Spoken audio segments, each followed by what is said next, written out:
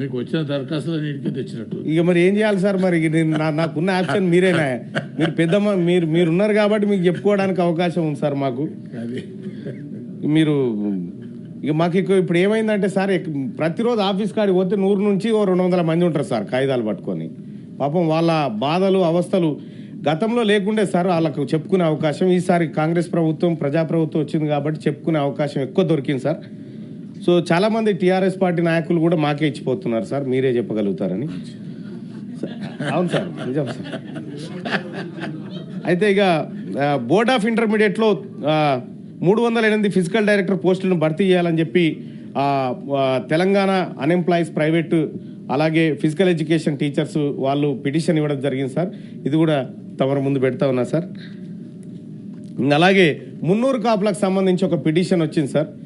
మున్నూరు కాపులకి కార్పొరేషన్లో దాదాపు ఒక 2,000 కోట్లు కేటాయించాలని చెప్పి వాళ్ళు, అంటే నేను ఆ కమ్యూనిటీకి సంబంధించినటువంటి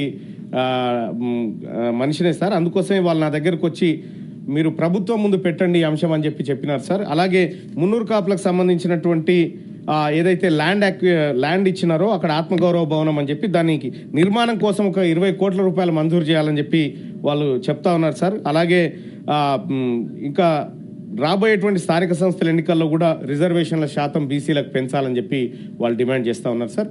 అది ఆ పిటిషన్ చేస్తూ ఉన్నాను సార్.